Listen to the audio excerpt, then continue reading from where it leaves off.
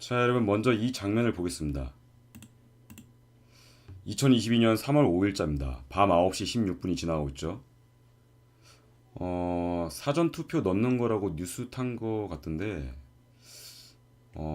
일단 보겠습니다. 그 다음에 다른 영상도 볼게요. 자, 이겁니다. 이거는 24년 올해 4월 7일자입니다. 시간대가 오전 12시 57분이 지나갑니다. 새벽 12시 57분이네요. 예. 선관입니다. 선관위.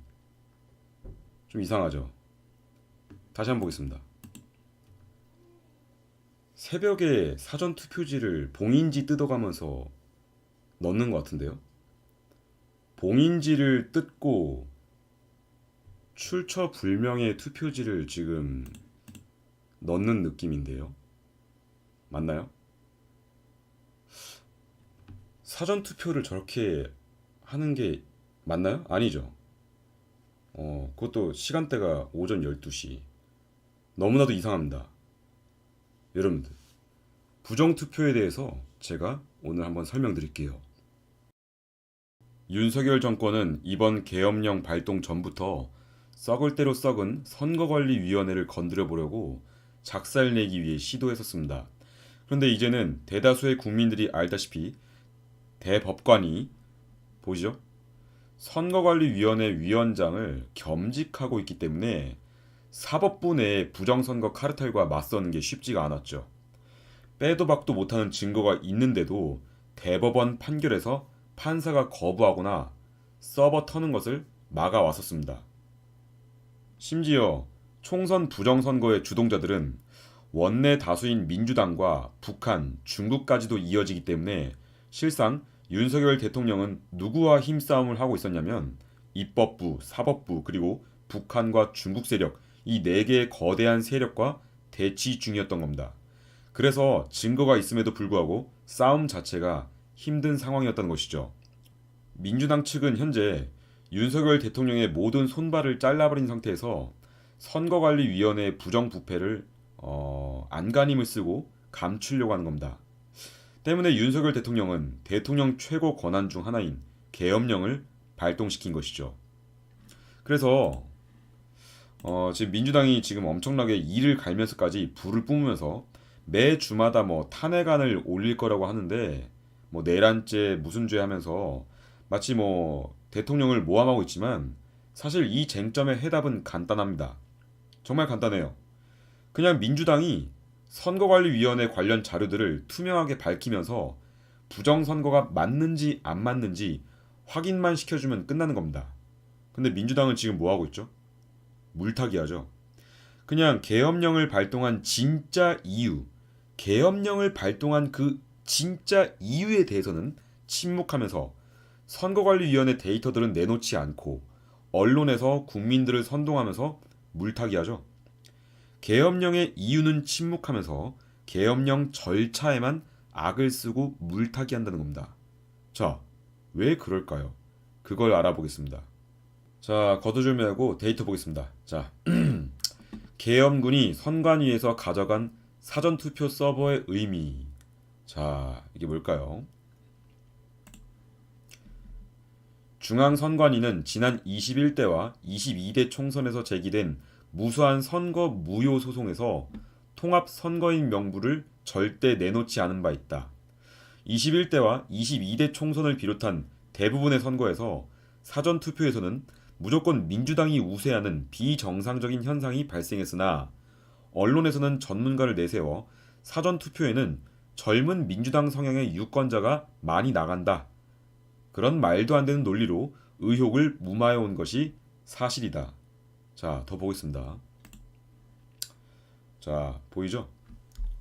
자, 보면은 2024년 22대 총선에서 당일 투표에서는 붉은색의 국민의힘이 승리한 지역구가 135개로 많죠. 왼쪽이요. 그죠? 근데 사전투표 오른쪽이죠. 사전투표에서는 더불어민주당이 대부분 승리했다. 같은 지역에서 당일 투표와 사전투표의 표심이 이토록 극명하게 차이가 난다는 것은 있을 수 없는 비현실적인 현상이라는 것이 전문가들의 진단이다.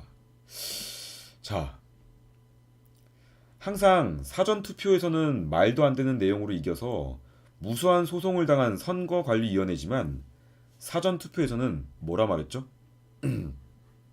아까 예, 뭐 이제 젊은 민주당 유권자가 많다는 논리로 그런 의혹을 좀 무마했죠. 그죠? 근데 이거를 확인해 볼까요? 정말 그런 것인지. 여기 나와 있죠. 50대 60대 비중이 가장 많습니다. 사전 투표자 비율이요. 50대가 무려 22.51%, 60대가 22.69%, 50대가 310만 넘게 투표했고요. 60대도 310만 넘게 투표했습니다. 근데 젊은 유권자가 많다라는 비율을 볼까요? 예. 18세에서 29세가 12.92%, 30대가 11.26%, 40대가 15.65%. 뭐죠?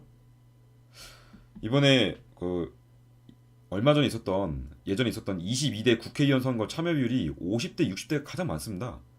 그럼 젊은층 참여가 높다는 언론의 보도는 거짓이죠. 그렇죠? 거짓입니다. 진보 성향 유권자가 많다는 40대는 210만으로도 낮았다. 예, 거짓입니다. 자, 볼까요? 사전투표와 당일투표의 현격한 득표율 차이는 부정선거 의혹의 핵심 요소인데 사전투표의 통합선거인 명부 확보가 급선무였다. 계엄군이요. 이게 진짜 목표였죠? 그죠? 통합선거인 명부와 실제 투표자 명단을 서로 대조하는 과정에서 부정선거의 실마리가 나올 수 있으니까요. 만약에 통합선거인 명부에 이미 죽은 사람이나 현존하지 않는 사람이 등재되어 있는 경우 문제가 될 수 있죠. 그리고 중복투표 의혹도 통합선거인 명부를 보면 확인 가능할 수 있다는 지적도 나온다. 예, 이겁니다. 이거. 여러분들, 이번에 투입된 방첩단은요, 통합선거인 명부를 탈취하기 위함이었고 선거관리위원회에서 공개된 영상에서는 사진을 찍는 것만 보여주지만 서버에서 통합선거인 명부의 내용물을 빼내갔다는 게 중론이죠. 그죠? 통합선거인 명부와 실제 투표자 명단을 비교해서 확인하면 되는데, 그죠? 근데 그거를 안 해주니까 계엄군이 발동한 거 아니겠습니까? 그래서 지금 선거 조작이 확실시되며 현재는 그 명단을 비교해서 증거를 수집하고 있는 중으로 좀 예측이 되죠. 제가 이 시스템이 어떤 건지 이해를 돕고자 다시 한번 설명드릴게요. 만약에 저 뚝돌이가 살고 있는 곳이 서울시 강남구 도곡동이라면 강남구에 선거가 가능한 사람들의 명단이 쭉 있을 겁니다. 그렇죠? 이것이 대략 1만 명이라고 친다면 사전투표와 당일 선거의 명단 수가 합쳐져서 총 명단이 1만 명이 나와야 합니다. 그렇죠? 물론 이 중에서는 뭐 선거를 안 하는 사람도 있을 텐데 어찌되었든 맥시멈 1만 명이죠. 그 이상 나오는 것은 말도 안 됩니다. 그렇죠? 그런데 어찌된 상황인 건지 사전투표 명단이랑 당일 선거 명단을 합쳐봤더니 총 1만 5천 표가 나오는 겁니다. 그래서 윤석열 정권은 대법원 측에 물어봅니다. 총 명단이 1만 명인데 추가로 5천 명은 대체 어디서 나온 거냐? 그래서 선거인 명부를 보여달라고 하니까 법원에서는 이것은 개인정보보호법으로 인해서 보여줄 수 없다라고 막은 겁니다. 즉 부정선거가 맞는지 안 맞는지의 증명은 아주 간단한 거예요. 그냥 맥시멈이 예를 들어서 1만 명, 명단이 1만 명인데 추가로 나온 5천 명은 대체 뭐냐? 그래서 원래 선거가 가능한 사람들의 인명을 서로 대조하면 그만입니다. 근데 이거를 안 보여주고 증명을 안 하니까 선관위를 압수수색하려는 정부였던 겁니다. 근데 법원에서 영장 발부를 안 해주는 거죠. 그래서 윤석열 대통령이 뭘 하셨죠? 대통령 최고 권한인 계엄령으로 정면 돌파한 겁니다. 이렇게 해야만 선거관리위원회 압수수색이 가능하니까요. 민주당을 지지하는 분들은 아나무인식으로 대통령의 계엄령을 비난하지 말고요. 생각을 해보세요. 정말 민주당이 청렴 결백하다면 지금 당장 언론 플레이를 멈추고 윤석열 대통령처럼 정면 돌파하면 되는 겁니다. 간단해요. 그냥 선거관리위원회가 깨끗하다는 거를 증명하면 되는 겁니다. 감추지 말고요. 근데 그거를 왜 안 하죠? 왜 숨기는 걸까요? 좀 숨길 게 없다면 그냥 까면 되는 겁니다. 자, 민주당 지지자분들, 진짜 이거 계속 모르쇠로 일관할 겁니까?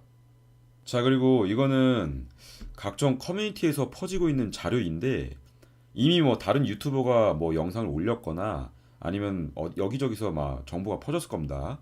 그래도 제가 좀 늦게나마 다시금 가져와서 전달드릴게요. 좌파든 우파든 상관없습니다. 우리 모두는 대한민국 사람이고요. 대한민국 지켜내고 싶고 살리기 위한 목소리란 거 압니다. 하지만 지금 대한민국에 스며들어 있는 종북 세력과 중국 유학생 그리고 산업 스파이들까지 이런 놈들을 척결하기 위한 영상이니까 진중 있게 확인하길 바랄게요. 지금으로부터 1년 전쯤에 총선 부정선거 이슈가 계속해서 일파만파 커지다 보니까 예전 안기부이자 현재 국정원이 주동해서 선관위 서버에 해킹이 가능한지 테스트해 봤습니다. 그래서 해킹을 해보니까 선관위 서버 해킹은 손쉽게 가능했죠. 그래서 부정선거가 가능한지를 알아보니까 국정원의 최종 결론은 부정선거는 언제든지 가능하다였습니다. 국정원이 어딘지 아시죠? 간첩들 잡아내는 기관입니다. 자, 그래서 어느 시점에 부정선거가 가능한가 확인해 보니까 먼저 투표할 때 부정 개입이 가능하고요. 이후에 개표할 때에도 부정 개입이 가능하다고 합니다. 투표할 때와 개표할 때 둘 다 부정이 개입 가능하다면 그야말로 한 나라의 국회의원들을 자신의 입맛대로 골라서 뽑을 수가 있는 것이죠. 여기서 첫 번째 해킹 가능한 곳은 통합 선거인 명부 시스템 서버입니다. 이 사진은 최근에 계엄령을 통해서 선관위에 진입한 정보사 대령의 사진이죠. 계엄군 중 한 분이죠. 과거 국정원이 해킹한 사진은 아닙니다.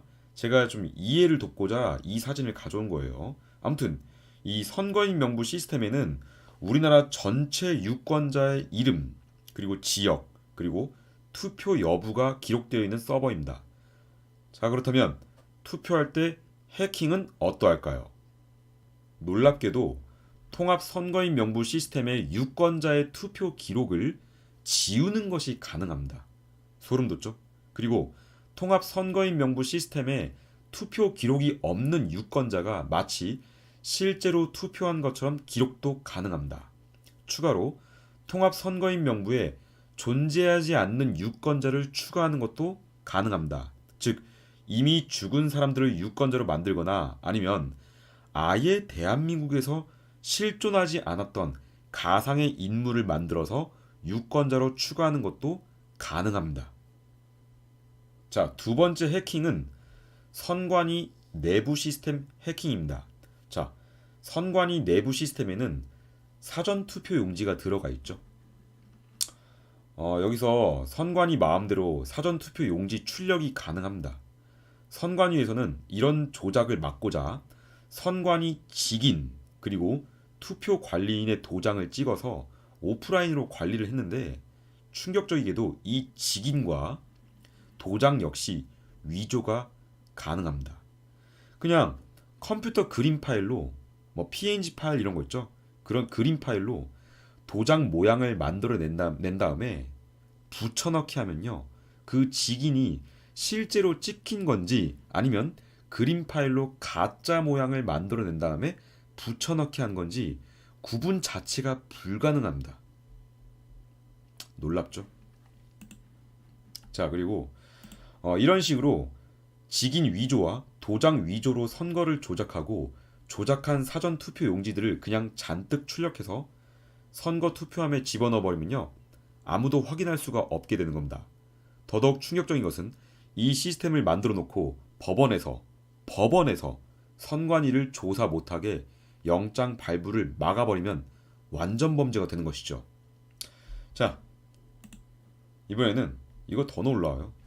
더 충격입니다. 사전 투표로 특정 후보가 획득한 투표수를 조작하는 것도 가능합니다.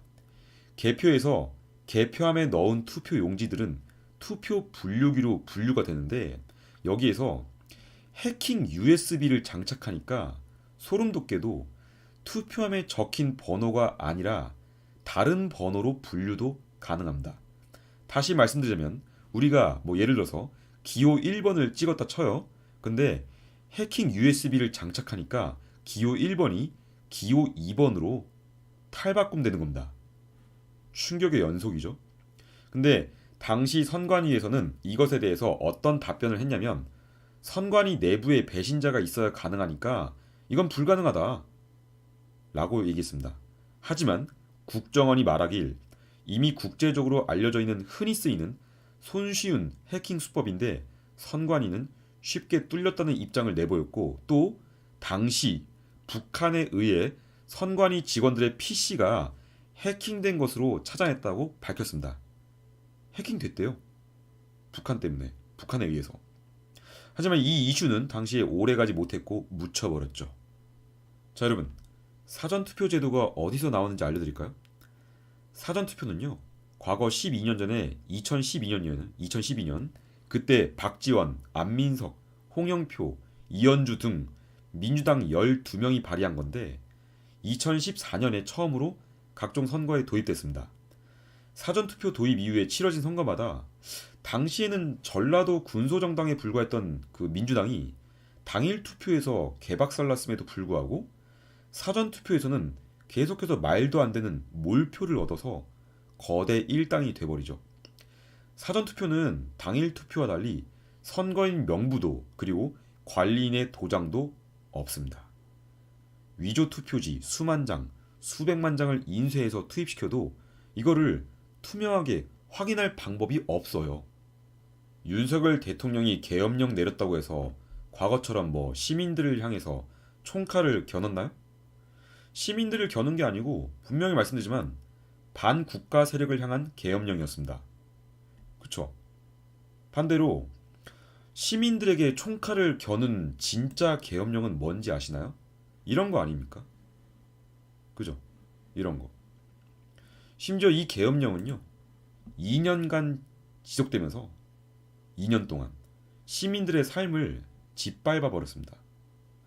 수많은 그 소상공인들, 정말 수많은 소상공인들의 생계 수단을 짓밟아 버려놓고 고작 보상한다는 게 지원금 몇 푼이 다였죠.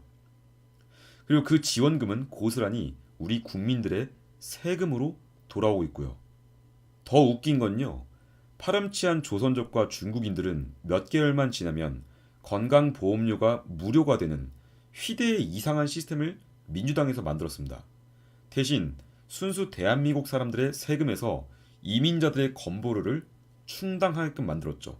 누가요? 민주당이요. 자 여러분, 이래도 윤석열 대통령의 계엄령이 잘못된 걸까요? 저는 윤석열 대통령을 지지합니다. 지금까지 뚝돌TV였습니다.